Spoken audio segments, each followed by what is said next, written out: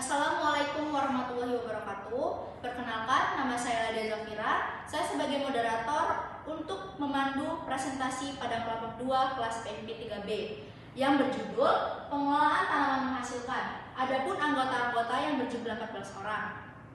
Di sini kami berdiri untuk mewakilkan dari 14 orang anggota tersebut. Yang pertama ada Mutia Cahya Lailatul Hafidah, yang kedua ada Melipat Karunia Wibowo, yang ketiga ada Nidya Ratna Barada, dan yang terakhir ada Muhammad Gaga Ayasi. Sekian perkenalannya, maka materi akan dilanjut dan dibacakan oleh Mutia Cahya Lailatul Hafidah. Dipersilakan. Baik, terima kasih kepada moderator atas kesempatannya.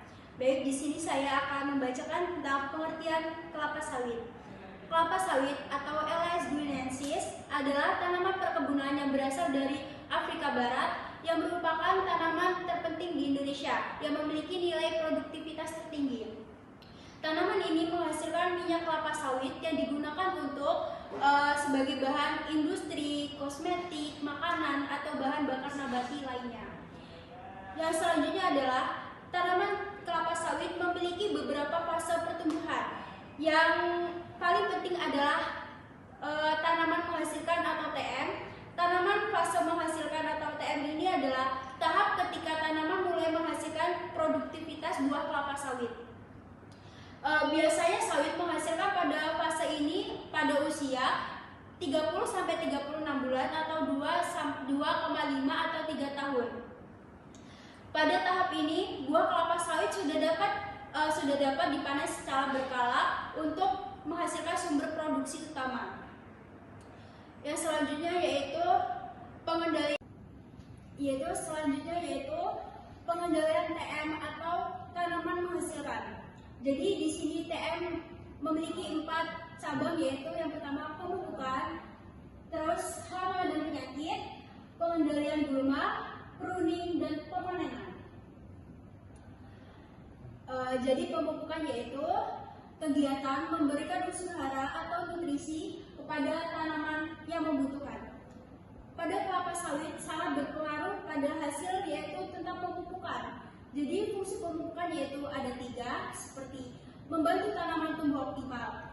Jadi tanaman akan berkembang atau menghasilkan produktivitas yang tinggi jika pemupukannya dilakukan secara benar. Jadi pemupukan itu mengandung unsur seperti nitrogen, kalium, fosfor, magnesium, dan unsur hara mikro yang tepat. Yang kedua yaitu untuk meningkatkan jumlah dan kualitas buah. Jadi pemupukan yang tepat membuat kualitas buahnya itu menjadi bagus, seperti berat buahnya bertambah, terusan ukurannya lebih besar, dan mengandung minyaknya lebih banyak. Yang ketiga yaitu meningkatkan ketahanan terhadap tanaman. Jadi nutrisi yang cukup pada tanaman kelapa sawit bisa lebih kuat untuk menghindari hama, penyakit, dan gulma yang berada di sekitar tanaman kelapa sawit tersebut. Jadi fungsinya yang selanjutnya yaitu jadi pemupukan itu dapat berupa, pemupukan itu ada 2, yaitu pemupukan kimia dan pemupukan organik. Jadi pupuk kimia yaitu seperti urea dan KCl, sedangkan pupuk organik yaitu seperti pupuk kompos, pupuk kandang, atau pupuk hasil dari kelapa sawit yang telah diolah sebelumnya. Jadi manfaat pemupukan dalam produktivitas kelapa sawit yaitu sebagai pemelihara kesuburan tanah, terus pendorong pembentukan akar yang aktif agar pertumbuhan akar itu berkembang dengan baik. Setelah itu, peningkatan efisiensi fotosintesis. Jika pemupukan dilakukan secara baik, maka fotosintesis itu akan berkembang secara baik atau melalui proses yang seharusnya terjadi. Selanjutnya itu pemupukan yang tepat. Pemupukan yang tepat harus dilakukan dengan mempertimbangkan jenis pupuk yang sesuai dengan kebutuhan tanaman, terus jenis dosis yang tepat, waktu aplikasi yang benar, dan penyebaran pupuk yang benar di sekitar tanaman. Yang tujuannya agar tanaman itu dapat berkembang dan tumbuh dengan baik dan memperoleh produktivitas yang tinggi. Baik, saya kembalikan kepada moderator. Terima kasih kepada Mutia Cahya. Lalu selanjutnya, materi yang selanjutnya akan dibacakan oleh Limpat Karunia Wibowo. Dipersilakan untuk Limpat membacakan materinya tersebut. Baik, terima kasih untuk moderator. Di sini saya akan menjelaskan tentang pengendalian hama dan penyakit. Hama dan penyakit sendiri yang ada pada tanaman kelapa sawit adalah contohnya yaitu ulat api, terus ada juga tikus dan kumbang tanduk. Untuk ulat api sendiri dia menyerang di bagian daun, di mana daun itu berlubang dan dia lama kelamaan dia akan mengering. Dan setelah itu yaitu tikus, di mana tikus yaitu menyerang di antaranya bunga maupun di buah. Dan setelah itu kumbang tanduk sendiri yaitu di mana dia menyerang pucuk daun atau bagian kelapa sawit yang paling muda, itu dimakan oleh kumbang tanduk. Di mana di sini ada beberapa pengendalian, yaitu pengendalian secara teknis maupun pengendalian secara kimiawi. Pengendalian teknis adalah kita dapat melihat bagaimana sih kondisi di lahan tersebut, yaitu contohnya jika dia agak rapat, dia dapat sanitasi kebun yaitu pembersihan di sini. Dan kimiawi yaitu di mana kita dapat memberikan bahan kimia atau yang dapat kayak kita memberikan bahan kimia yang dosis tepat dan pengaplikasian yang benar. Yang selanjutnya yaitu pengendalian gulma. Pengendalian gulma adalah ini sendiri adalah pembersihan kebun, di mana dia dapat mengurangi kelembapan maupun menghindari serangan hama penyakit itu sendiri. Pengendalian gulma sendiri yaitu ada beberapa metode, di antaranya manual, kimia, dan kultur teknis. Manual di mana kita dapat melakukan yaitu dengan mencangkol atau membersihkan sekitaran tanaman kelapa sawit.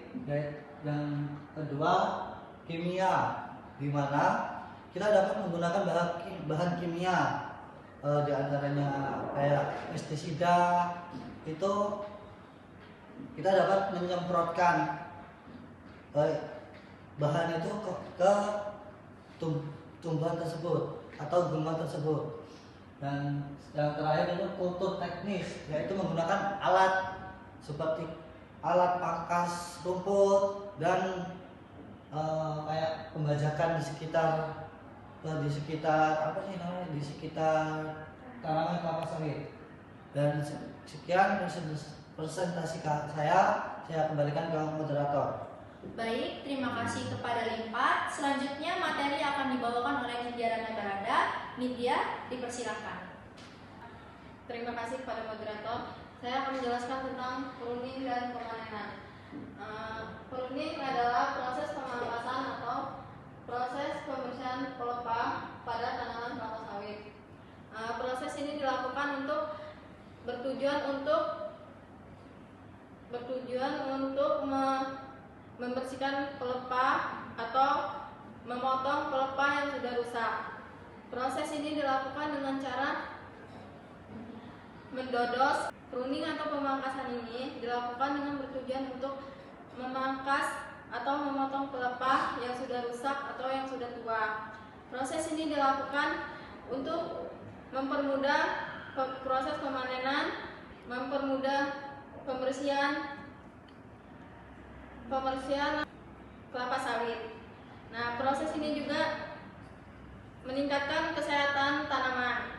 Pelepah yang sudah tua atau sakit menjadi tempat berkembangnya hama dan penyakit. Kalau proses ini tidak dilakukan, maka hama itu akan berkembang di sekitar tanaman kelapa sawit. Nah, yang ketiga, menjaga kualitas buah. menjaga kualitas buah yang baik untuk menghasilkan VOC yang berkualitas. Selanjutnya ada pemanenan. Proses pemanenan ini dilakukan ketika buah sudah mencapai tingkat kematangan yang optimal. Proses ini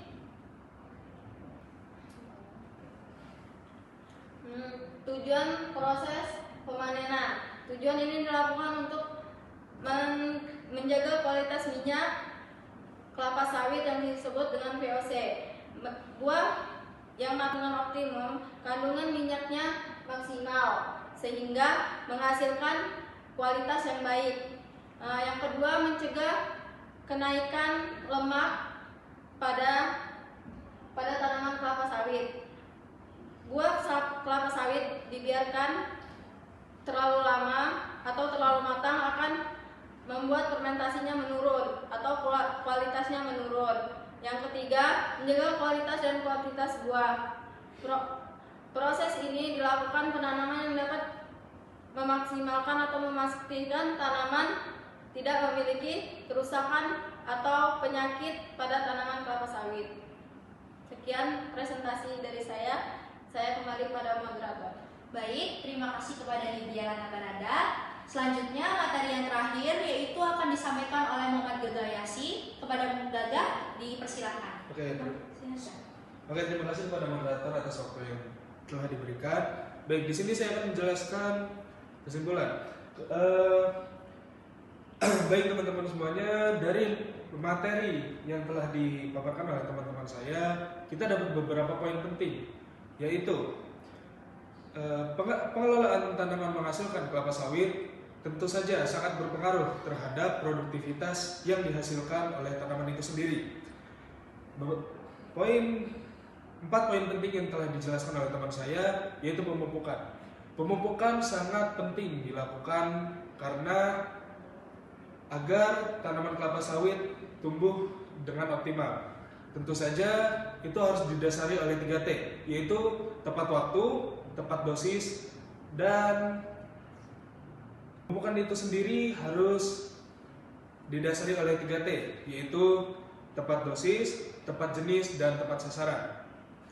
Yaitu selanjutnya adalah pengendalian gulma. Pengendalian gulma tentu saja harus dilakukan agar produktivitas tanaman kelapa sawit itu tidak menurun, karena tentu saja gulma dapat mengganggu tanaman kelapa sawit dalam penyerapan air, unsur hara maupun cahaya matahari.